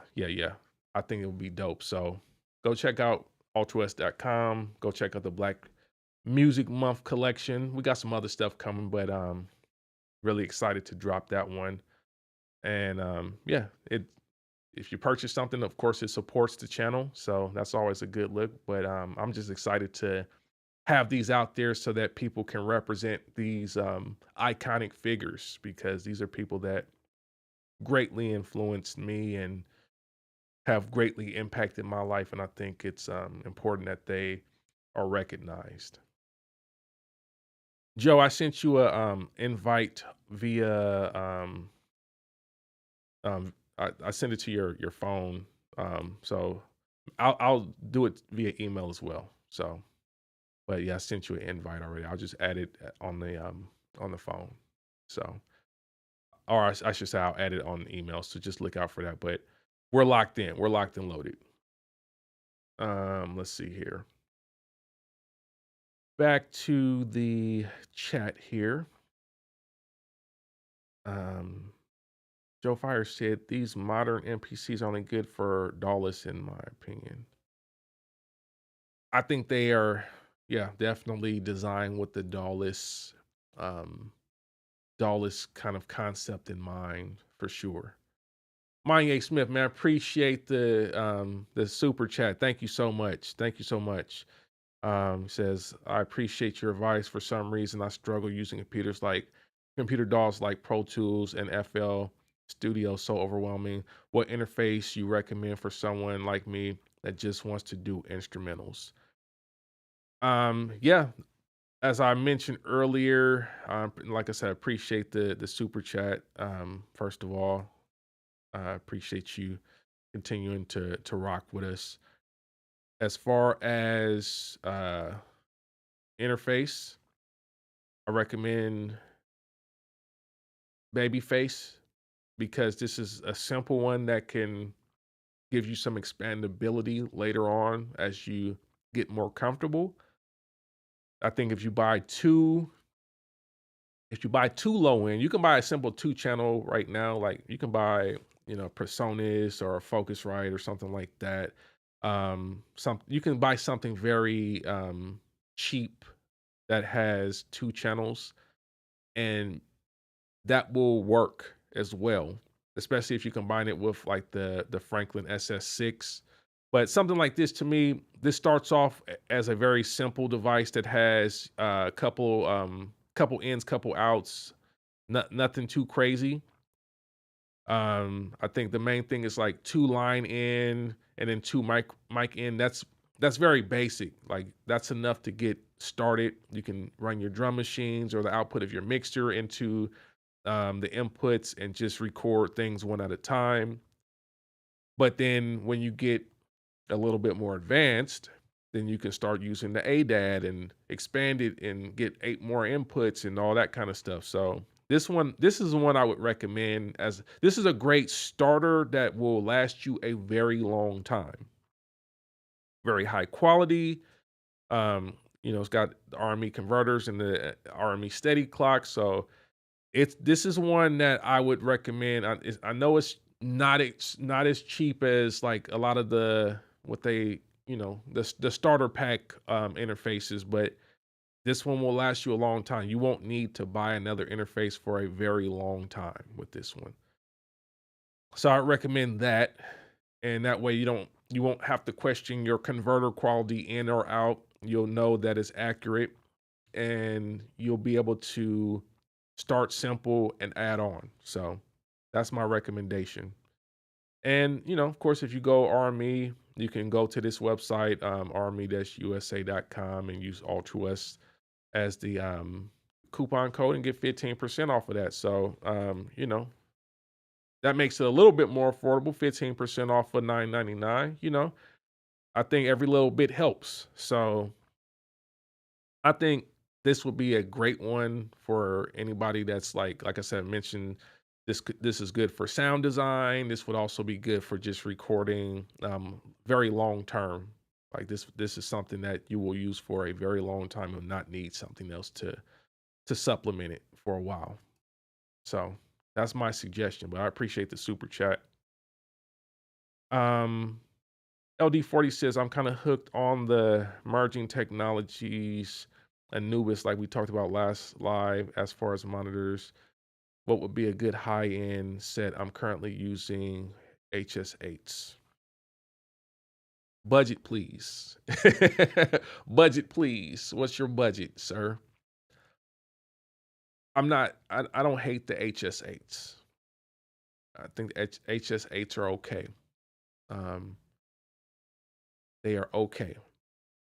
But if you're looking to go up to the next level, I need to know budget, because without budget, it's very difficult for us to say like, what you should get. I mean, I can throw out anything. There's a lot of dope monitors out there today.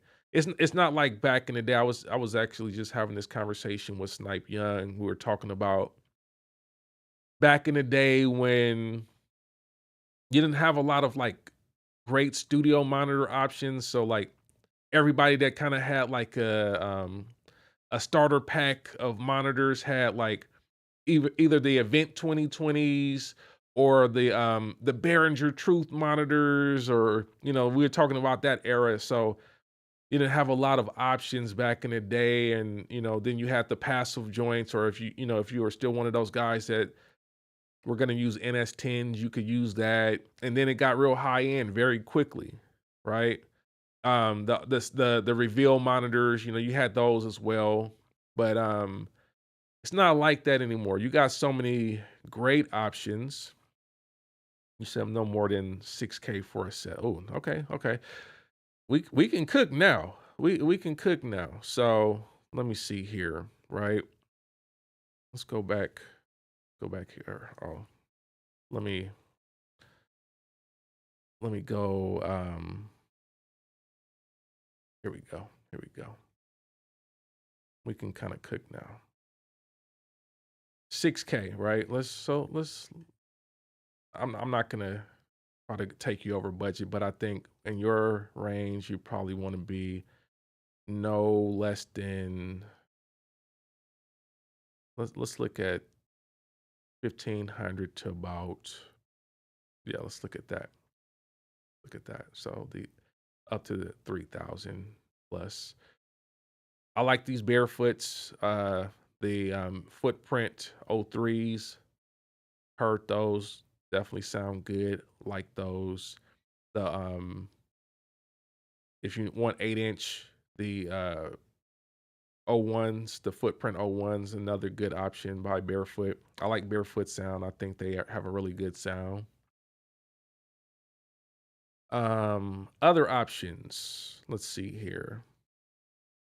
I'm gonna always say Genelec. I have the 8040Bs. They're not an 8-inch. They're 6.5-inch. Really great sound. Really great bass response. I love them. 2,500 for a pair. If you want to go a little bit higher end, the 8351Bs can be an option here. Those are 8-inch, so those are more on the high end. So Genelecs, I very much recommend.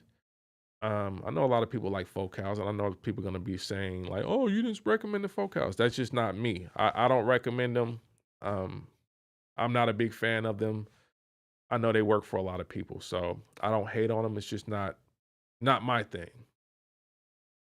Some other options here. So we said Barefoots, we said Genelec, like I said, the 8040Bs and the other 8300 series ones. What else do I like? Because you're asking me. So remember, a lot of this is preference. Please keep in mind, this is preference. This is just my preference. These joints right here, love them. We mixed Clinton Wayne's Regal music on these and NS10s. I can't speak highly enough about these. I love Genelecs. These are up there with the Genelecs for me. A lot of people don't talk about them now because they're not like the new fresh hot thing. BM15As, love them. So I do recommend those. That's a great monitor. Definitely love those. Love the sound, love the accuracy, love the bass response. Like everything about them were on point for me. But like I said, this is all preference.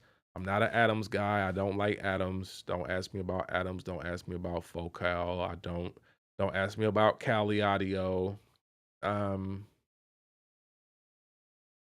This is like ATC would be great, but you're kind of like right at your budget. So I won't say these, and that's an open box. So I won't even say the ATCs, right? But ATCs are nice. I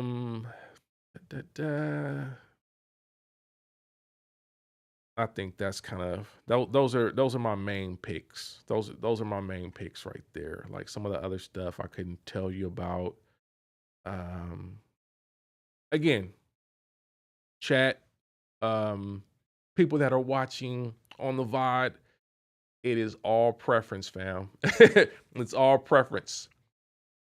I have a preference, and you do too, and it's okay that you have a preference.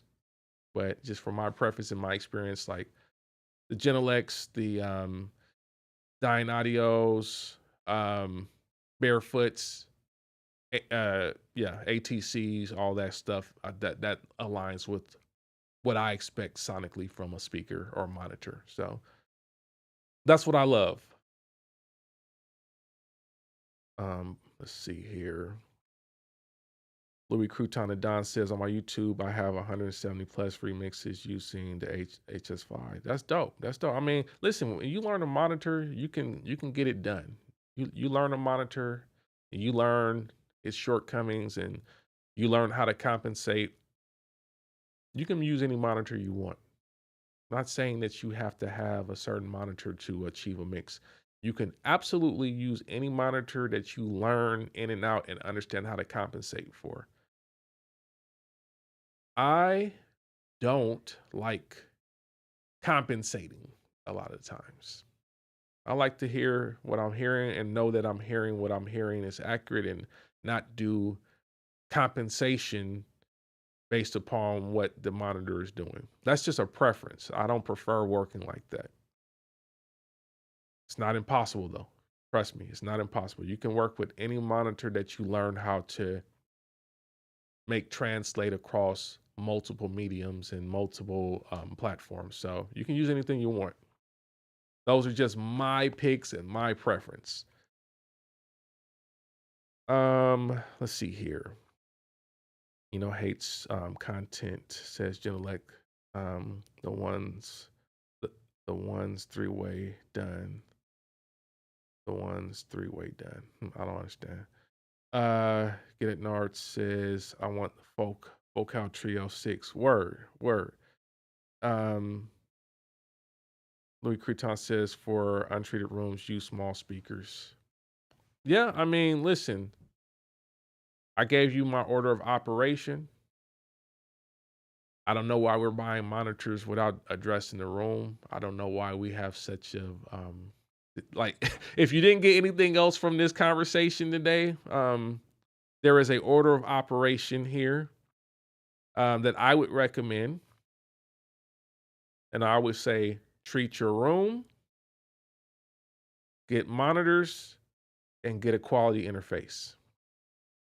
Let's stop playing this game where we could say, "Oh, I don't need to treat my room. I'm just gonna use a small monitor." Like, you can do that, but let's stop playing games with it. Like, if we're taking it seriously and we want our music to be taken seriously too, let's stop playing games with it. Treat the room. It doesn't. I know it can be daunting for people to like spend money on room treatment because it's not as sexy. It's not as sexy as a drum machine, a keyboard. I get it, but let's stop playing games with what we're doing. Treat your room. You don't have to spend $30,000 to treat your room either. Now you may spend a couple $1,000 if you depending on what quality of treatment you got. Some people ask, what I got. I bought Prosoacoustic treatment, and they've also helped me out with a couple things. But the treatment that you see behind me, for the most part, I purchased all of that with all my own money. I'm playing with this new treatment that they have. They sent that out to me, so appreciate Prosoacoustic for letting me test out some of their new like lighter. I would say more efficient treatment. But for the most part, yeah, I'm using that. It cost me a couple thousand to get everything together that I wanted because I have their wave kit. I'll show you actually what I have. Let me see here. Let me just show it to you so you can see what I'm working with here. So the new joint that they're letting me test out in the studio actually is this Proso Pet. So this is like kind of like more eco-friendly. It's a bit more affordable. It definitely looks better than having foam. And trust me, I've had foam. You can see like old videos of me with the foam, right? I've had that. But these bundles, they look nice and they're pretty sturdy. So they sent me some of these, and these aren't that expensive really. These are not that expensive. So you can get like 8-pack of 24 by 24s for $229. I would much rather have this than nothing on my wall. So I've been testing out like an 8-pack of those on the wall. I like them. The main thing I have is the Wave Pro. So I have like on my walls behind me, you can see I have I have a pair of these, the Wave Pro kit. Like I have this kit here. Well, actually not this kit. I have the 4-pack. Yeah, I have the 4-pack. This one right here. So I got that, and I also got a set of their gobos. So on my back walls, I didn't want to put I didn't want to hang the treatment on there, so I have some of these. So you can kind of see it in my shots. Let me see if I can show you overhead. You might be able to see it from the overhead. You can't really see it from the overhead actually, and I don't have the other cam set up right now. But yo, on the way back of my studio, I have two gobos that are helping on the very far walls of my room because I didn't want to hang up a acoustic treatment there. But so I got two gobos on this side, two gobos on this side, and then I have two wave kits here, two wave kits behind me, and then I have the pet, the Proso pet up on the mix above the mix. So it all works very well, and I like it. I like it. It's definitely a huge step up from the old Auralex stuff that I used to have in my studio. So don't act like I'm being bougie. I'm just telling you from experience. It makes a difference. It makes a difference. Let's not play games with our studio and buy all this stuff. So speaking from experience. Don't play with your studio. You can hear stuff so much better. You can hear stuff so much better when you have proper treatment. So get the treatment, get it done. Get it done. Let's see here. Doc Retro says, how would you treat a room with several bookshelves of vinyl? Well, I mean, you're already gonna get some type of absorption from vinyl to a degree to it because it's just more mass and it's not really gonna be like super reflective unless you have the vinyl facing you and it's a flat surface. But if it's kind of like if it's in a bookshelf, it kind of creates a little bit of diffusion in a way. So you still, I would need to see the room to kind of understand what you would need to do. And I'm no acoustician, so I'm not going to sit up here and play myself and act like I can diagnose your room and find the room nodes and all that stuff. That is beyond my scope, sir. But generally speaking, I'm assuming you don't have vinyl in your first reflection points. So your first reflection points are kind of like the points when you see in your mix position. You have some places on the wall basically where, like, if you look at the trajectory of the speaker and kind of measure it to the wall, you end up on a place on the wall where you're going to get a first reflection and it's going to hit back into your mix position. You may want to treat that. I don't know if you are running your you typically don't want to be in a square room. You typically want to be in something that has some different angles so that you're not just like in a straight box. You don't want to have a lot of parallel walls, but if you do, then you need to treat that. But I would need to see what the room layout is to kind of understand and give you at least some thoughts around that. But yeah, as Louis Crouton says, yeah, carpet helps. Mass in general helps. You know, you ever go into a an empty room and it's like super echoey, but as soon as you start putting in stuff like a couch and excuse me, you start putting in your furniture, it stops being as echoey. Mass in general will help with the echo part, but then you may have some other issues that some more refined treatment can help.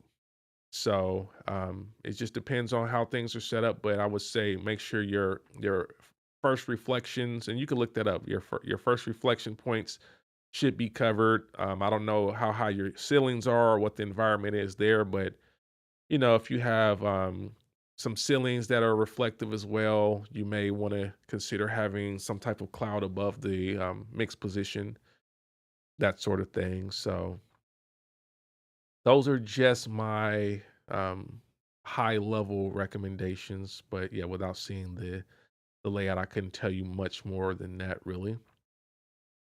But look, folks, great stream. I hope you guys got some value out of this stream. I appreciate y'all for hanging out for the last 2 hours. It's been great to hear back from you guys. I love this kind of conversation. We got a lot more stuff to come. I'm gonna be doing some more of the Gear Hunter episodes in the future. I also got got some more content that I'm gonna be doing. Like I said, I got a video that I'm going to be working on for the Franklin SS6. So that's gonna be a good one. But in the meantime, if you already want to see what we're doing and how we're using the Franklin SS6, I recommend you become a member. Become a member of Altruwest. And this is not a fan club. This is a real membership.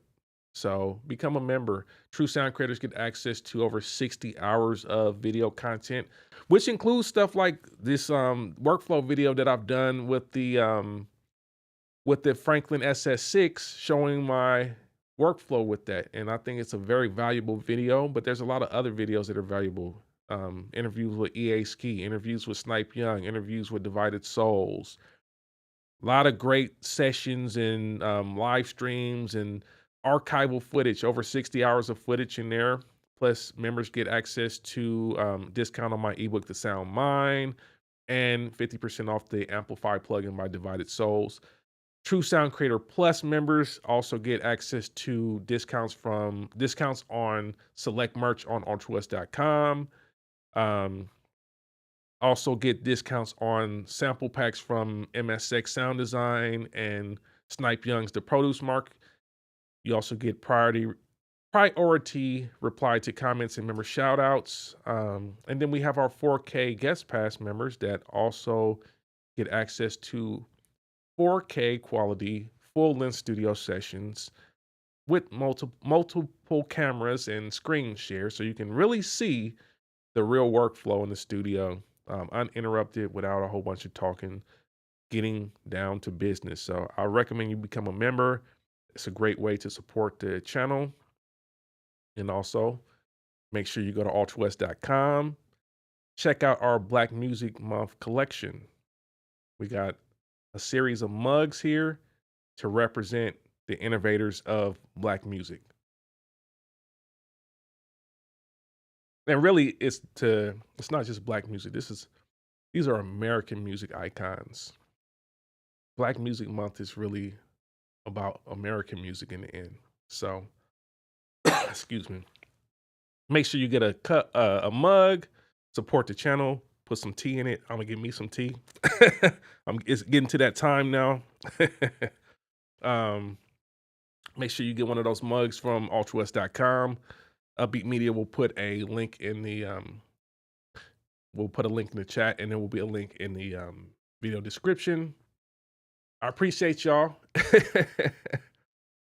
Yeah, man, it's always good. It's always a blessing to be able to provide the value and chat with y'all, man. So until next time, peace and God bless.